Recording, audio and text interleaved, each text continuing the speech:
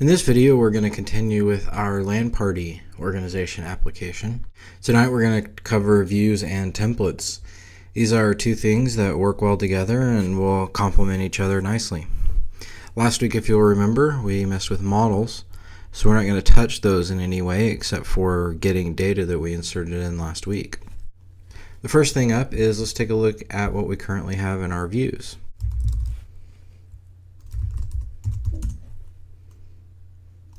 Currently we have an index action. It takes us to a request object.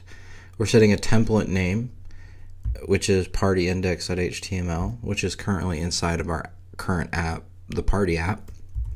Then we're doing render to response function, passing it a template name, a dictionary, and then a context instance. These are function-based views that we're going to look at tonight. There are two types of views that we can deal with in Django. There's function-based, where we define a function and everything that happens in our view happens in this function. Then there's a class, which allows us a more object-oriented approach to building our views. I cover class-based views in several videos, and I'll link to those in the show notes. It is recommended, however, that you do use class-based views, not only generic class-based views, but your own custom-built class-based views. And when I say it's recommended, I personally recommend them because it actually allows better code separation and understanding once you get a feel for how they work. So with views, we actually have two things to consider. We have our view, in this case our index view, and this view is directly tied to a URL. In this case, it's this one. We're using a regular expression here, and it's saying that everything that begins with anything, with nothing, and ends with nothing, we want to use the party application, we want to use the view, and then we want to call the index function in that view.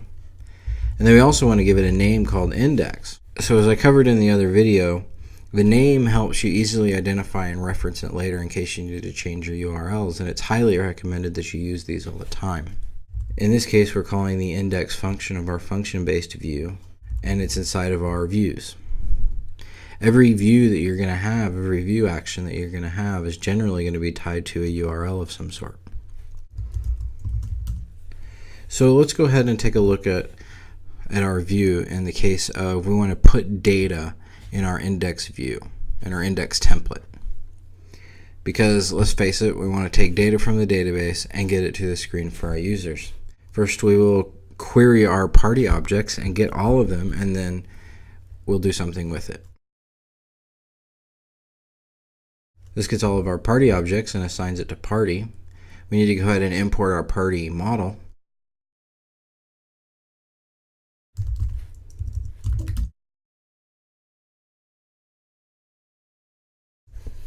So what's happening here is we're taking the parties that we defined earlier and then populated with all of our party object, and we're assigning it to a dictionary key of parties, and then that's being passed to our template. The template it's being passed to is what we defined in our template name of party/index. So let's go ahead and take a look at our template and then see what we can do with that.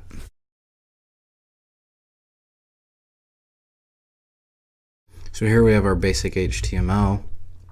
We know that we're going to have a parties key sent to us with parties data into it, and we can actually loop through this with a normal for loop.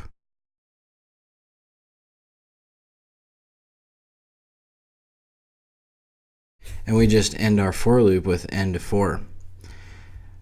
Our templating engine also adds another useful feature called empty for our for loops.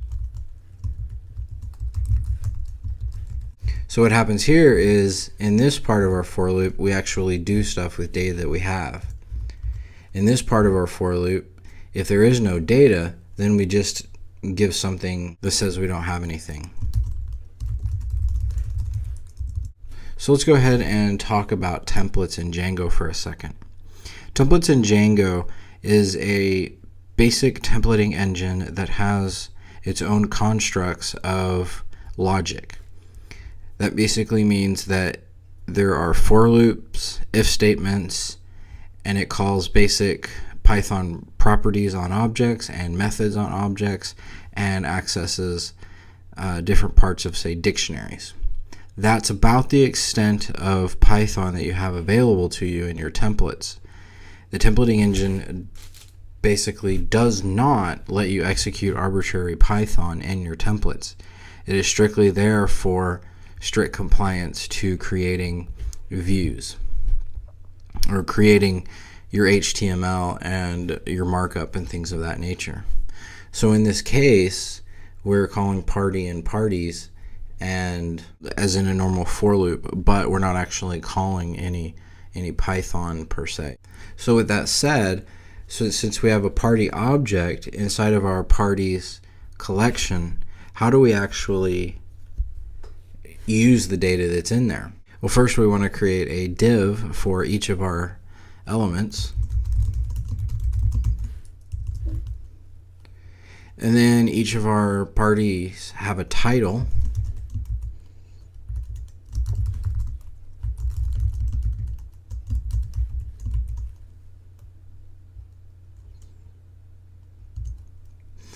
And they're generally organized by someone.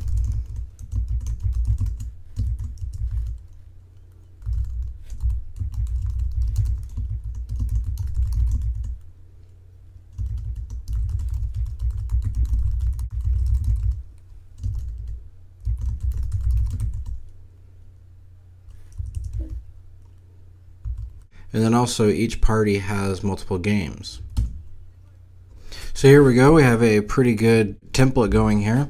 Let's actually take a moment and explain what's going on. So up here, if you notice, we have a curly brace %. This is what we use when we're going to do something that requires logic and is not printing anything out to the screen. In this case, we're doing a logic control loop of a for loop, and so we would use the curly brace %. Here we're actually printing something out to the screen. We're printing out a property of an object, so we use a double curly brace, opening and closing. Same thing for our username, except in this case, if you notice, and if you remember, we're using party.organizer.username. Party.organizer is a foreign key reference to a user, and we're calling the username of that user object. So we can actually dig down deep into our inheritance of our models. Then, since we have a many-to-many relationship with games, we're actually getting all of the games that are attached to our party, and then we're going ahead and displaying the name of them for each. And if they don't have any, we're just saying no games added yet. This is in essence what templates look like. You send it collections of data, and you loop through them and display them in the way and the manner that you expect them to be. So now that we have all of this done, let's actually go ahead and look at it in our browser.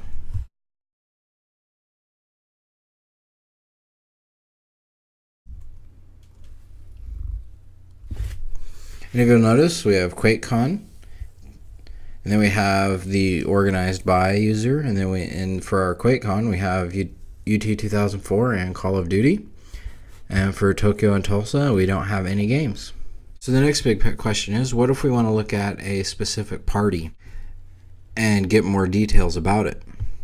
Well, we would need to add a new URL to our URLs file, and then we would need to create a new party view, and then we need to create a new template for our party. So why don't we go ahead and see about doing that now. So our URL is going to start with party. Going to have a slash, and then we're going to look for whatever is a number. We're going to assign it party ID when we send it to our view.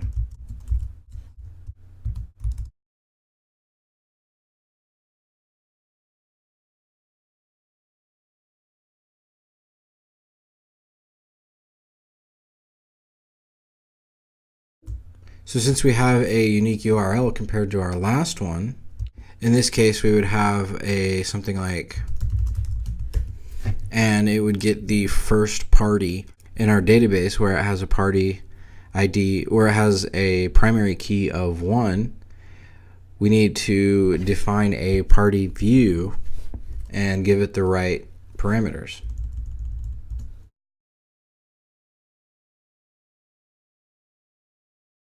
So what we've done here is we've defined our party function. We pass it a request object because everything has a request object when it comes to views. And then we have party underscore ID. We use this because that's what we've defined in our URLs. And if we want to change what it is named, we would need to change that in our URLs as well. So we need a template that we're going to use.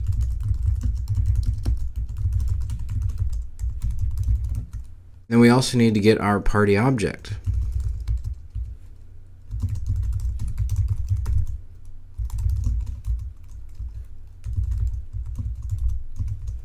It's going to get our party based on the primary key, and then we need to return that party object to our template. Change this to party, and change this to party. A note is we could change this to party123, and then in our template we would have to use party123 to use that party object. You can also pass more data in to be used. You would do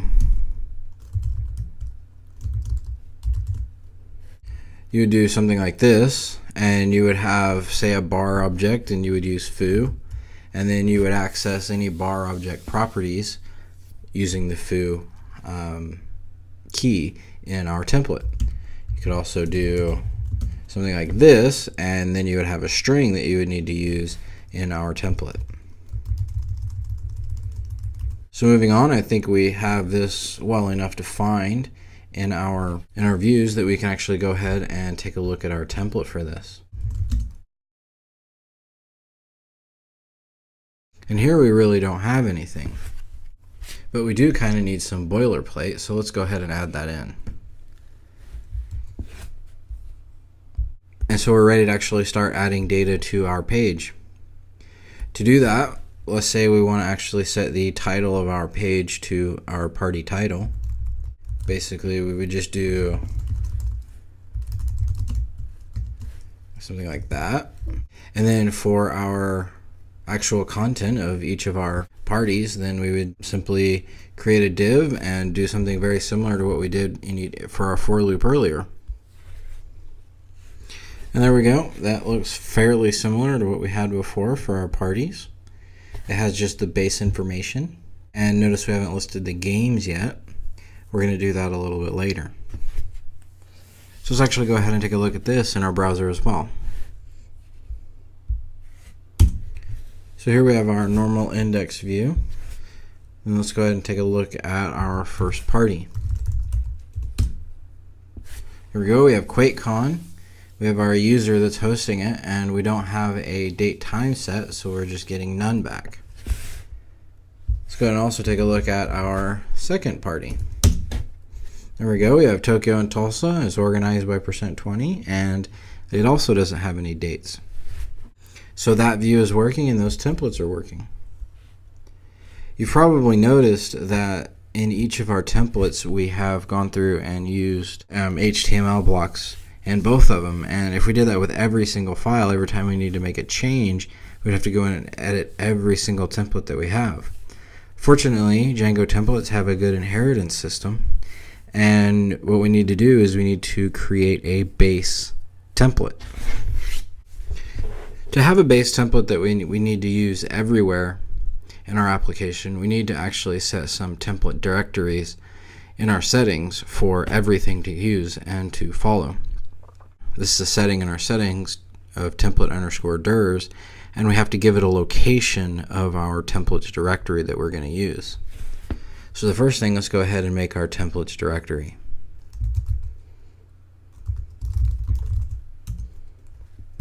Then next we need to go ahead and add our templates dirs setting to our settings file.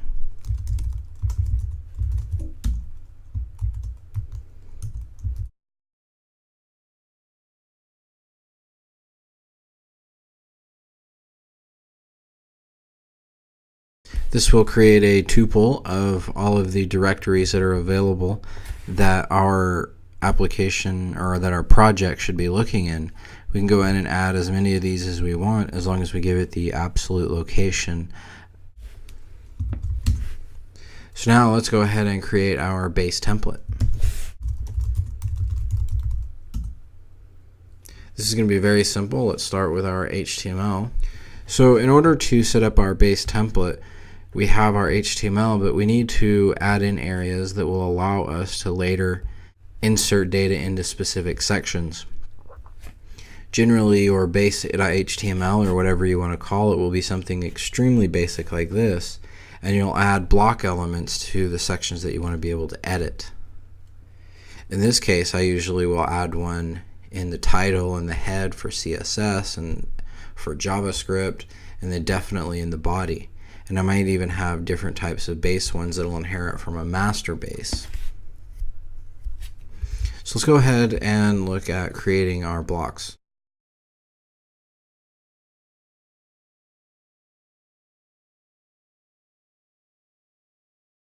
So this creates a block area for our title so that we can just insert a custom title that we want. If we don't have one, then it falls back to LAN Party Organizer. The name title doesn't really have to be title. It can be anything you want. You can call it foo, as long as that's what you call it in your templates that inherit from this base template. And then I also usually have a content one inside of the body.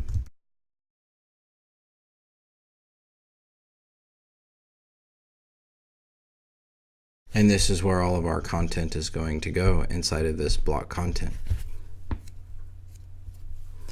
And with that, I think we're ready to go ahead and look at what it takes to inherit from this, so we can remove all that cruft HTML in our other templates.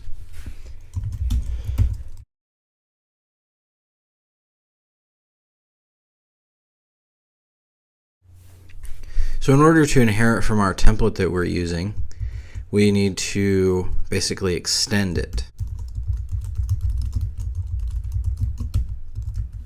This brings in our template, our base template, and it gets us ready to use it for the rest. In this case, we don't want to override our title because we actually like what it is, and so we're just going to leave it alone. But what we do need to do is we need to remove everything before and after the body. And since we're extending it, how you insert data into the specific block areas is you just redefine that block.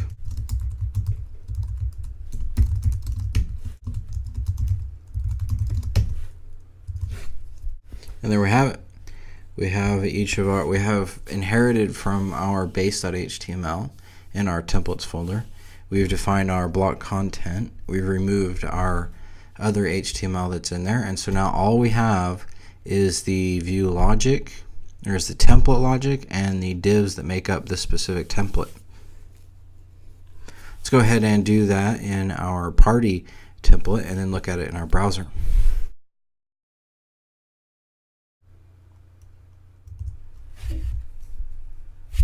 And there we go, we've done our inheritance and defined our other block areas.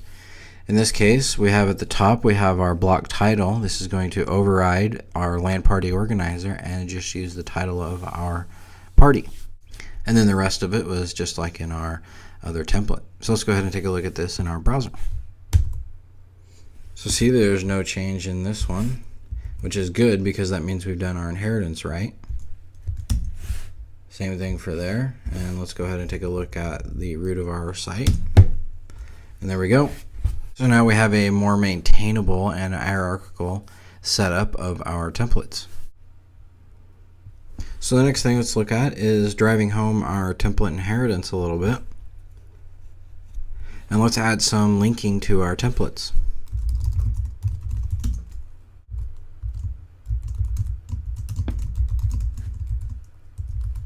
And to do that, we're going to want to set a URL.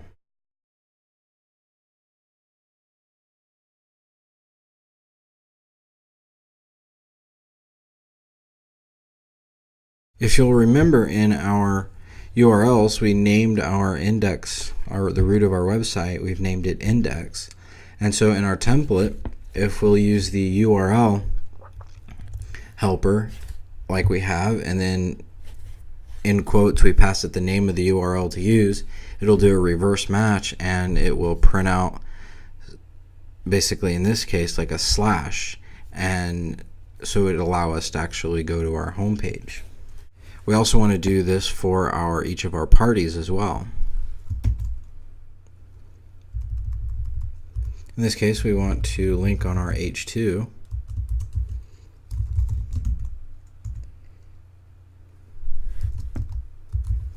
We named it party, but we also have an ID to pass it, so we'll just do party.id.